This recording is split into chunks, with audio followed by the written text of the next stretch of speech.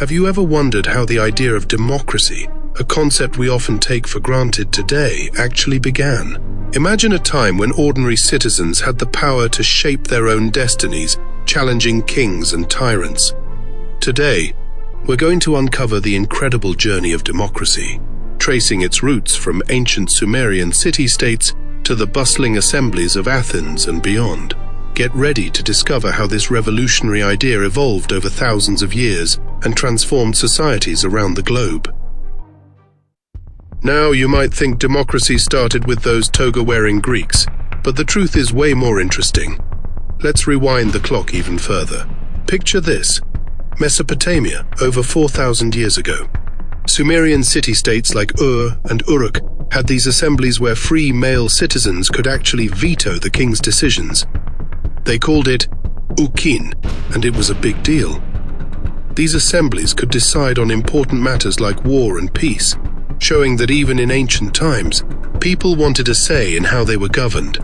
But wait, there's more. Around 1500 BCE, Phoenician cities like Tyre and Sidon were being run by councils of wealthy merchants.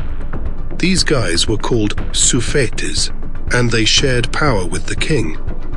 In Carthage, a major Phoenician colony, they even had a senate of 300 members and a popular assembly.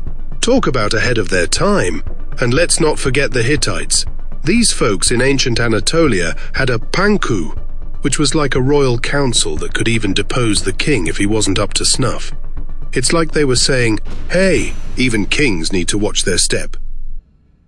Okay, now we're getting to the good stuff. Athens in the 5th century BCE. This is where democracy really hit its stride.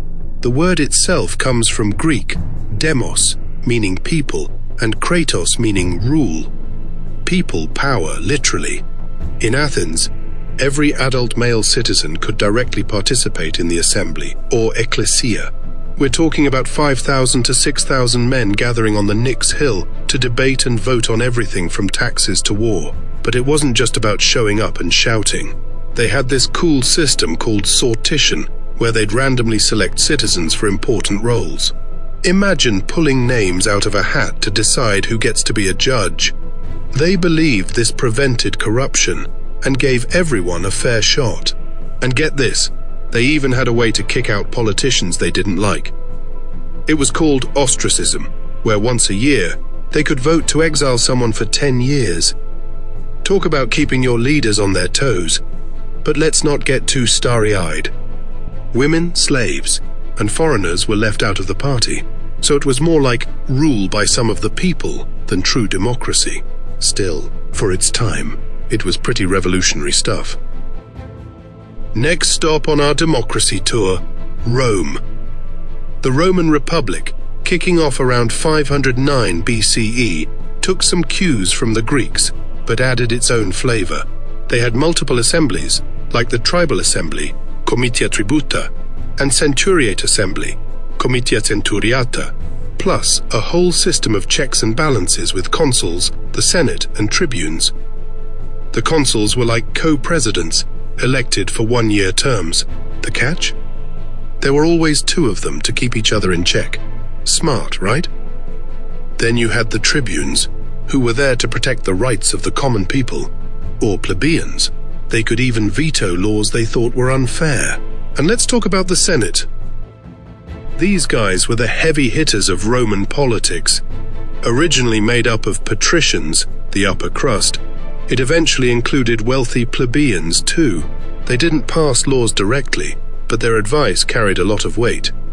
But here's the kicker. As Rome got bigger and bigger, this system started to crack under the pressure. Military leaders gained more power, and guys like Julius Caesar started bending the rules. Eventually, it gave way to imperial rule under Augustus. Democracy, it turns out, isn't always easy to scale up. Now, let's venture into the forests of northern Europe.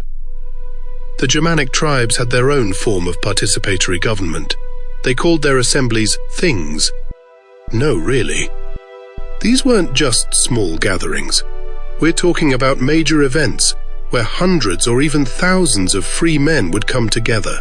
At these things, they'd elect chiefs, declare war, and settle disputes. It was like a combination of parliament, court, and festival all rolled into one. A Roman historian named Tacitus was actually pretty impressed by how much these barbarians loved liberty and making decisions together. And get this, the influence of these things lasted for centuries. The Icelandic Althing, founded in 930 CE, is considered one of the oldest parliaments in the world. Even today, Nordic countries like Norway and Denmark still use the word ting for their parliaments. Talk about a lasting legacy. After Rome fell, democracy didn't just disappear. It kept popping up in different forms. In medieval Italy, city-states like Venice and Florence played around with republican government. Venice had its Great Council, made up of noble families, while Florence experimented with a form of sortition similar to ancient Athens. In England, the Magna Carta in 1215 CE put some limits on royal power, paving the way for parliamentary democracy. It established that even the king had to follow the law, a pretty radical idea at the time. This document influenced not just British democracy, but also the US Constitution centuries later. Speaking of long-lasting influences, remember that Icelandic Althing we mentioned? It's still going strong today, making it the oldest continuously functioning parliament in the world. Now that's what I call staying power. And let's not forget the Age of Enlightenment in the 18th century. Thinkers like John Locke, Montesquieu, and Rousseau developed ideas about individual rights, separation of powers, and the social contract that shaped modern democratic thought. Their ideas fueled revolutions in America and France, spreading democratic ideals around the world. Democracy has been evolving for thousands of years, and guess what? It's still changing today. From the direct democracy of ancient Athens to the representative systems we have now. From excluding large portions of the population to universal suffrage, democracy has come a long way. But it's not a finished product. New challenges like globalization, social media, and artificial intelligence are forcing us to rethink how democracy works in the 21st century. Some countries are experimenting with participatory budgeting, others with online voting. It's like democracy is constantly reinventing itself. Next time you cast a vote or get into a heated political debate, remember, you're part of a tradition that stretches back to those toga-wearing Greeks, axe-wielding Germanic tribesmen, and even further to the very dawn of civilization. Pretty cool, right?